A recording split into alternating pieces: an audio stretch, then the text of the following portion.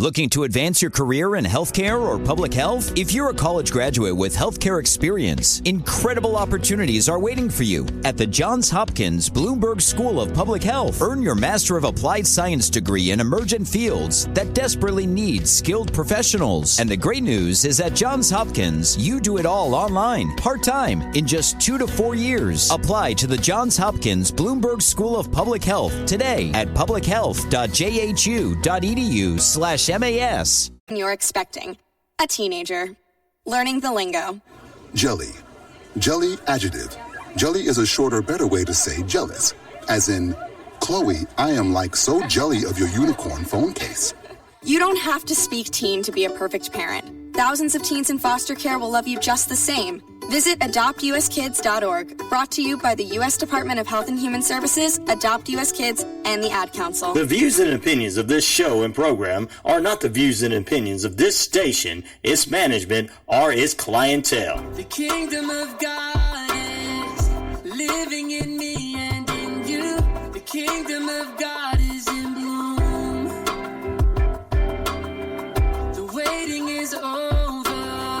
The word has been sown. Here's the fruit. The kingdom of God is in bloom. Hello? You're listening to Singled Out with Gabrielle Denise. Hola, everyone. Welcome back to Singled Out, the show where we tell stories that matter and feature youth doing amazing things in our community. We have an amazing show today, but before we get started, let's go to our moment of inspiration. This moment of inspiration comes from Psalms 56, verse 8, and it says, "You keep track of all of my sorrows. You have collected all my tears in your bottle, and you have recorded each one in your book." In this episode today, we're going to be talking about how God really sees and hears us, but I just wanted to encourage any of you who have had a rough week and you felt like maybe God was laughing at you because of your tears, when in all reality, every time we cry, it's a form of worship, and God stands near us, and He takes the time to count each of our tears and collect them. So hopefully this is a little bit of inspiration for you. If you would like to sponsor your own moment of inspiration, you can go to my Instagram at singledout._ and go to the contact form. I would love to hear from you. We're going to go on a short commercial break, but when we come back, we're going to have Sophia in the studio with us to talk about how she sang for Jesus and how worship really can stop the flaming arrows of the enemy. So, stay tuned. You're walking, shopping, or on your favorite trail. You get that feeling somebody's coming up on you. What do you do to be prepared in today's world? Hi, I'm Holly Reese. I'm the founder of Warrior Defenders. As a certified tactical self-defense instructor, I'm specializing in women's self-defense. All women of all ages have the ability to learn how to defend themselves effectively. With technical drills to build their survival skills, you can be your own hero. Classes and private seminars are available. Learn today to have a safer tomorrow. WarriorDefenders.com.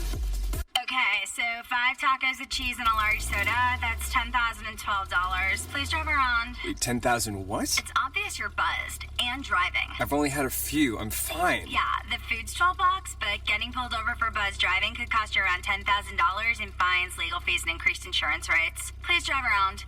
Actually, just park and come in. Nothing kills a buzz like getting pulled over for buzz driving, because buzz driving is drunk driving. Brought to you by the National Highway Traffic Safety Administration and the Ad Council. Hello everyone, welcome to Singled Out, the show where we tell stories that matter and highlight youth doing amazing things in the community. So today we have Sophia in the studio with us. Hi, it's great to have you here. Hi, Gabrielle. It's great to be here. Thank you so much for inviting me. Yeah, no problem.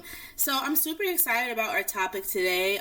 We're talking about how, singing for Jesus and how we are supposed to go out into the world and spread His word. So I guess my first question for you is, can you tell us a little bit about who you are and what you do? Yeah, so again, my name is Sophia, I live in Manhattan with my husband. I'm a newlywed for almost a year now.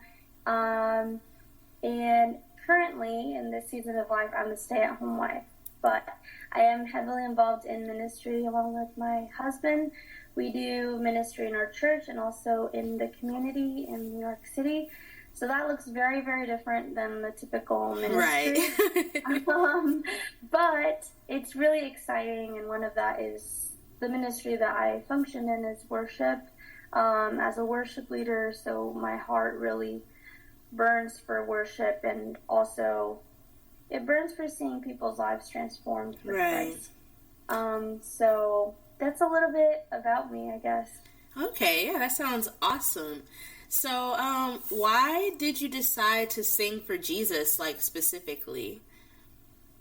Yeah, I grew up in a family of musicians. Both of my parents are now pastors, but when I was really little and before I was born, my dad was a traveling worship artist. Oh, that's cool. So I remember growing up, he would be gone on tour, and sometimes my mom would go alongside with him because my dad published some albums like in the 90s. And then he became a pastor more so. I'm the youngest of the family, so more when I grew up, I experienced him more as pastor.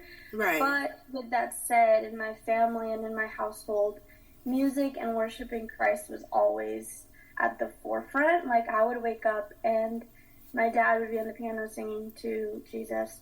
Aww. And I would just be joining him, or we would have like weekly devotionals and we would sing all together. So it was always a core part of who we were. And then obviously growing up in the church as a pastor's kid, you kind of have that everywhere, but especially in the areas that you're gifted in. And my parents realized that the Lord did give me a gift of singing, and I was really shy. I remember I was really, really shy at first. They wanted me to sing on the worship team, but I was like, give me some time. Apparently, that's what they told me, that I told them, give me some time until I'm comfortable. So they did, and then after I said, I'll be fine if I don't sing lead. Right. So I remember my sister taught me how to harmonize. So she would be the lead singer, and I would be in the background, kind of just harmonizing on the worship team on Sundays. And so that was what it was for a while, until it was later into my teens that I began to be more confident. Right. I felt from the Lord, and one of the few times that I heard the voice of the Lord actually in my life was specifically in regards to worship. I heard him tell me, this is where I want you, specifically. Right. And so since then, I remember my dad prayed over me, kind of like commissioning me into this ministry. And since then, I led worship in my church, and then I also worked at various churches. I worked for my Christian university as a worship leader as well while I was doing college.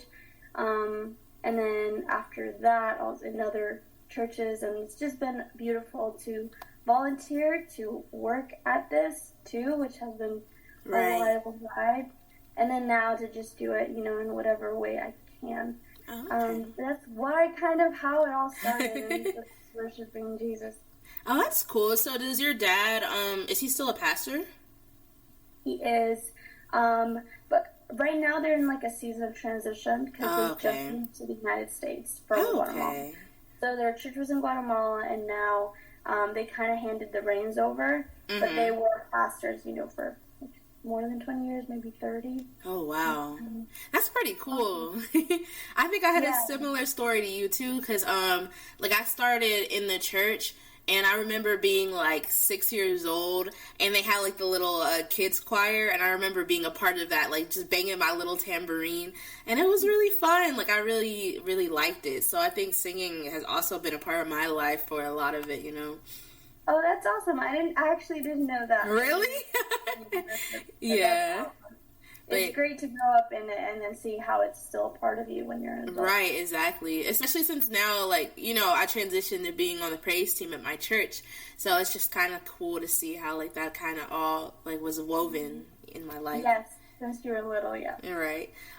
So what do you say that you love most about ministering through song? Because I know other people, some people minister through speaking, and then some people like to do door to door and stuff like that. But what do you think is special about ministering through songs specifically? I think the Lord is such a creative God. Yeah. And it's so cool how he made such a thing as music. Mm-hmm. The fact that different melodies, instruments, words can come together and make something so beautiful is art. And God is an artist. We look around and everything is so beautiful of what he created.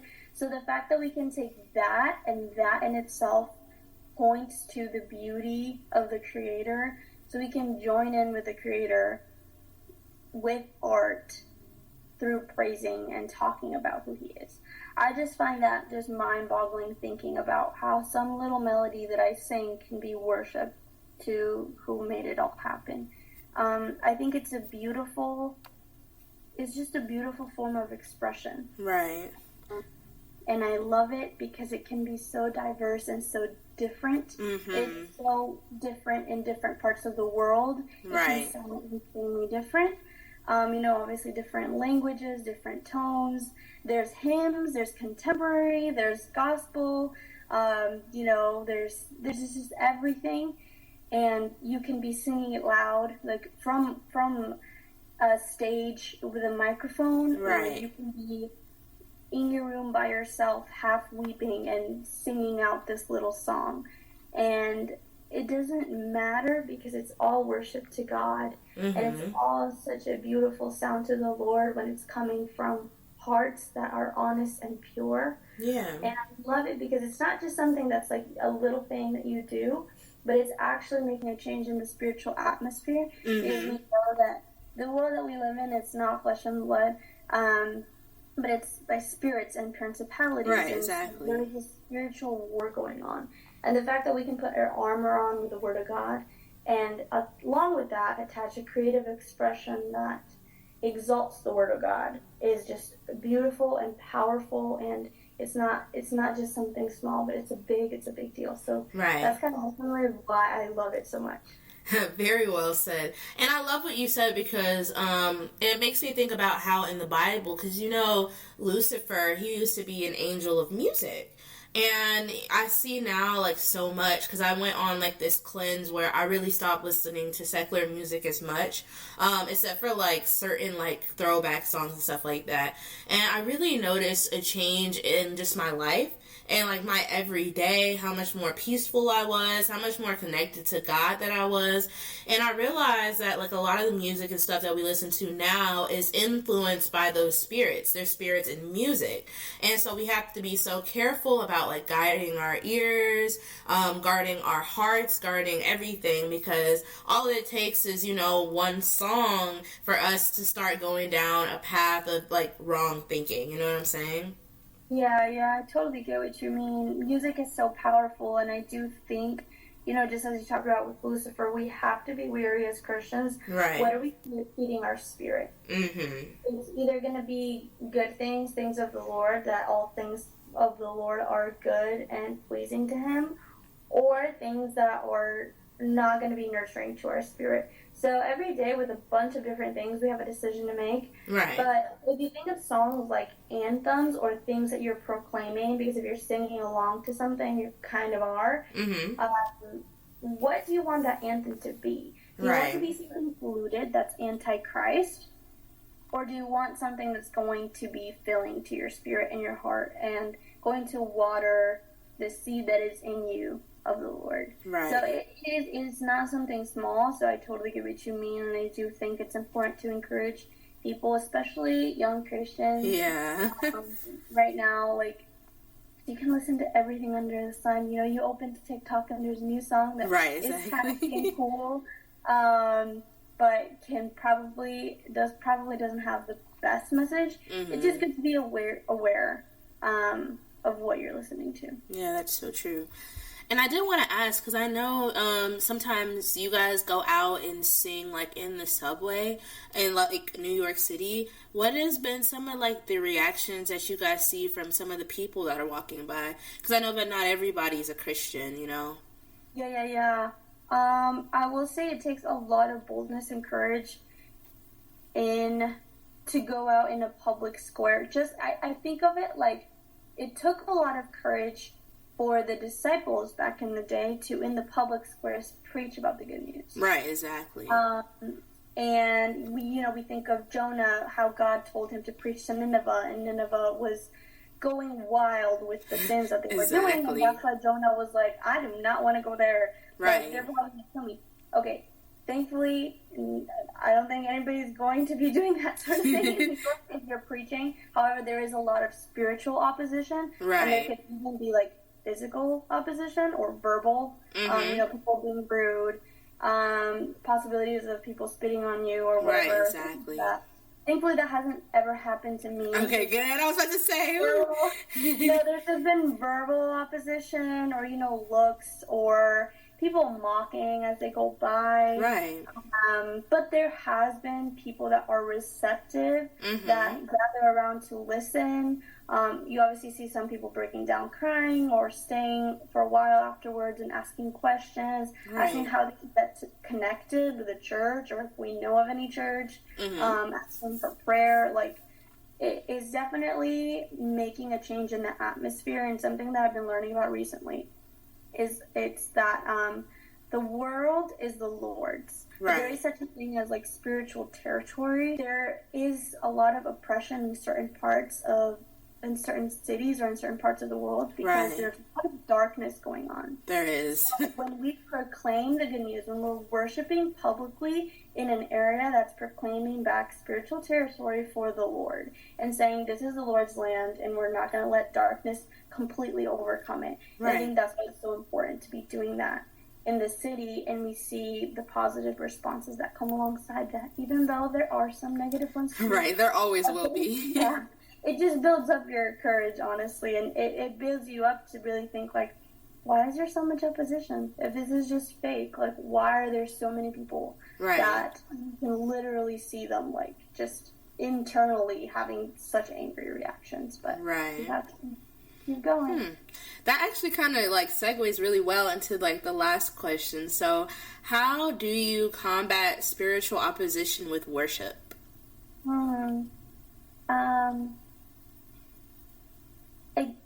I think it's really important to know the role that worship had in the Bible, specifically in regards to war times. Right. How they used to put the worshipers in the front.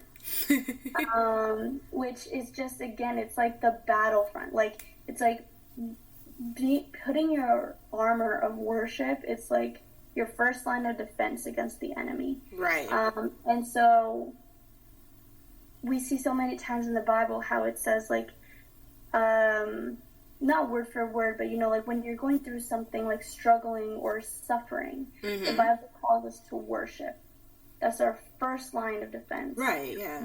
Any type of spiritual oppression or opposition, we're called to worship because that changes the atmosphere. That takes the power away from the enemy. And so I love it so much because it's a direct response to obedience to what the Lord calls us to do. Right. Because it changes the atmosphere and it breaks chains. Yeah, and I love that, especially in the Bible. Like, I've been reading about Job and how he, like, worshiped God through prayer. But even David, going out in the streets and really just breaking loose and people thinking that something was wrong with him. But I think that as Christians, when we worship, it can look different for everybody. Maybe some people don't really love singing, but maybe they worship God through just silent prayers, or maybe some people worship God through tears. There's many different ways I feel that we can, like, worship God, but I do think it's beautiful how there's not really a specific way to do things. We don't have to always sing a song or sing this certain song for it to be worship to God, and that he hears us, whichever way that it's done, as long as we do it in a way that's glorifying to him, Yeah, I think exactly, like you could be just playing the piano for the Lord. You could be singing a song in your room. You could be leading worship. Like, there's all of these different ways, but the Lord looks at our heart. Right. And I think one of the biggest things is music is one avenue that's really special and creative and that the Lord calls us to. Right. Mm-hmm. Our lives, living out our lives in obedience is what's true worship. Yeah, that's true. And so true worship will seep into your musical worship. Yeah, and that's true because I know that there's been times where I went to a worship service and my life wasn't lining up with the Bible, and I knew it, and my heart wasn't really in the worship. It's like it's really hard to have your heart into worship if your life doesn't correspond and you're not like walking with God, you know? It was just it all kind of feels like fake a little bit, you know? Right, yep, because it's like you can't trick your mouth into saying something that your heart really isn't holding on to. Right, exactly, yeah. Okay, well, that is awesome. It's been so great to have you on the show. Would you just tell the people how they could, like, get in contact with you, or maybe if they wanted to come and just, like, see a show in New York sometimes when you guys are, like, performing? Yeah, so as of right now, my main point of social media would be my Instagram. Mm-hmm. My Instagram is Sweetly Sophia, SweetySophiaa. So it's 2 A's at the end. And then in regards to how we worship, honestly, as of right now, with my husband, we're being like randomly booked. Like, it's kind of weird. Like, last month we were in two churches that just reached out to us. Mm-hmm. This week we're doing worship for a youth conference that reached out to us. So we're kind of like hopping all over the place. Right, okay. The current church that we're attending that does great worship in New York City and does worship in the subways as well that I would recommend is called King's Church NYC. Okay, you can find them on Instagram as well. All right. Well, thank you so much. Do you have anything else that you would like to say to the audience? Sure. I'll just say, keep your eyes on the prize. And the prize is Jesus first and foremost, and he'll fill your heart more than anything can. Yep. All right. Well, thank you guys so much. I'm going to go on a quick commercial break, and then when we come back, we're going to have the song of the week. Calvary Sonoy Fellowship is an expository Bible teaching church where we study the Word of God line by line and we apply it life by life. We're here every Sunday morning at 10 o'clock on WQEE, and we look forward to having you join us. Our church offices are located in Sonoy, Georgia, 6855 East Highway 16, Suite 102, Sonoy, Georgia. If you'd like to call us, our number is 770-755-8243. Or you can reach me, I'm Pastor Bob, at bob@calvarysonoy.org, SENOIA. You also can go to our website at www.calvarysonoy.org. You can reach our YouTube channel there, as well as our Facebook page. Join us at 10 o'clock right here on WQEE. Help protect your family from flu this season by taking 3 easy steps. First, get yourself and your family a flu shot. It's quick and can protect you all season. Second, take everyday actions to help prevent the spread of germs like flu. Cover your cough, stay home from work or school if you're sick, and wash your hands often. Third, there are drugs that can treat flu illness. These work best when started early. Learn more at cdc.gov/fightflu. Today's song of the week is an epic new single by artist Ecclesia called Baptized in the Fire. I'm sure y'all have probably never heard this song before, but as soon as I heard it, I knew I had to feature it on Song of the Week because it is one of those songs that will definitely get you up and dancing. So the song starts with like a really nice heavy R&B vibe, and then it kind of goes towards a more worshipful, slow vibe. Then after that, it switches to a Caribbean chant and finishes with a really nice surprise that ties the whole song together. I definitely give this song a 1 out of 10 for repetitiveness because there is a little bit of repetitiveness with the chant, but the overall message of the song is that as Christians we are to be baptized in the fire. So without further ado, here is your song of the week, Baptized in Fire by Ecclesia.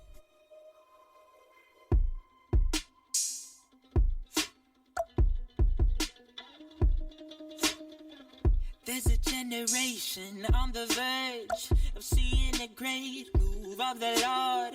A remnant raised up for this reason, but which of us are gonna step up and seize it? Many a call, but few go. May I always say yes, never know. God, I burn to be a part of what you're doing, so I'ma move out of your way so you can move and say it. I wanna be your disciple. I wanna be a worker in the coming revival. I wanna reap in the harvest. I can't get enough, but you can fill me up. I'm starving. Oh, yeah. Oh.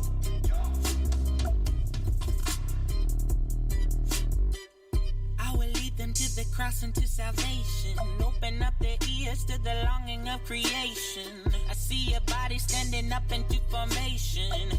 Every tribe and every tongue and every... Woo, there is freedom breaking out of the cages. There is beauty rising up from the ashes. I see Jesus in the eyes of masses. It's the time to see the church in action. I wanna be your disciple. I wanna be a worker in the coming revival. I wanna reap in the harvest. I can't get enough, but you can fill me up. I'm starving.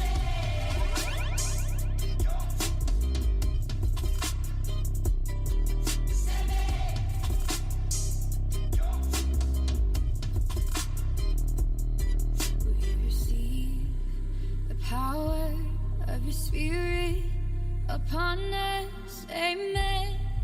Amen. Amen. We receive the power of your Spirit upon us. Amen. Amen.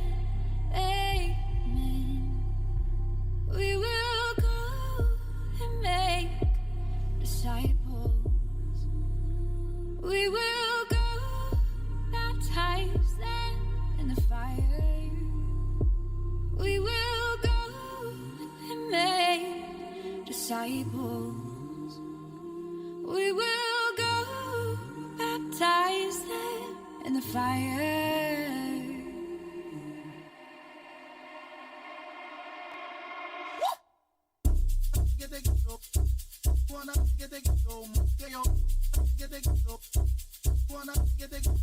Baptized in fire, up came out a lion, up came out a lion, up came out a lion. Baptized in fire, up came out a lion, up came out a lion, up came out a lion. Baptized in fire, up came out a lion, up came out a lion, up came out a lion. Baptized in fire, up came out a lion, up came out a lion, up came out a lion.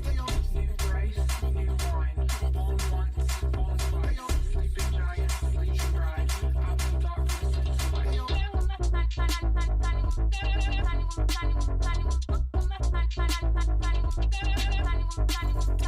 I'm not found in my flesh or the enemy. I've been given the keys of authority to speak to the dark and make it obey. I got the keys of the kingdom inside of me. I got the keys of the kingdom living inside. I went in water, then I went in fire. Sin was red when I was with the liar, but he washed me white with my Messiah. Baptized in fire, up came out a lion, up came out a lion, up came out a lion. Baptized in fire, up came out a lion, up came out a lion, up came out a lion. Baptized in fire, up came out a lion, up came out a lion, up came out a lion. Baptized in fire, up came out a lion, up came out a lion, up came out a lion. Sejam como a escarlata eles se tornarão brancos como a neve. E arrazoemos, diz o Senhor. E arrazoemos, diz o Senhor, diz o Senhor. Baptized in fire, up came out a lion, up came out a lion, up came out a lion. Baptized in fire, up came out a lion, up came out a lion, up came out a lion.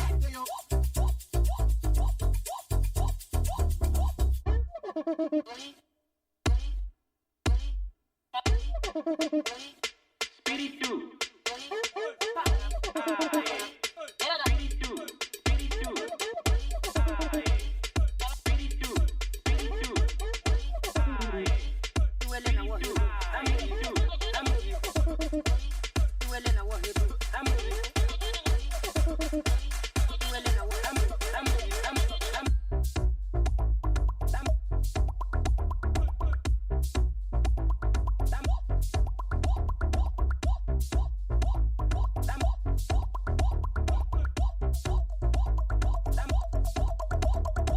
That was today's episode of Singled Out. If you enjoyed this episode, make sure that you follow us on Instagram at singleout._, where we share more stories that matter and quotes for the rest of your week. Also, make sure you visit www.positivelygabriellerice.com for more information about what is going on in this awesome community. I'll see you next week. Have you previously worked in healthcare or public health and want to expand your professional horizons? Earn a Master of Applied Science degree fully online with the Johns Hopkins Bloomberg School of Public Health. Make it work for you with a part-time schedule and be done in 2 to 4 years. Your career will soar to new heights thanks to the Johns Hopkins Bloomberg School of Public Health. Register now at publichealth.jhu.edu/MAS. That's publichealth.jhu.edu/MAS. For years, Minky Couture has been donating blankets to NICUs across the country. Owner Sandy Henry's grandson was born at 30 weeks, and she placed a mini blanket in her grandson's incubator. We want to help other NICU families with the Heart of Minky program. For every adult-sized blanket purchased, Minky Couture will donate a mini-sized blanket to NICUs across the nation. Thanks to you, we can fulfill our dream to blanket the world.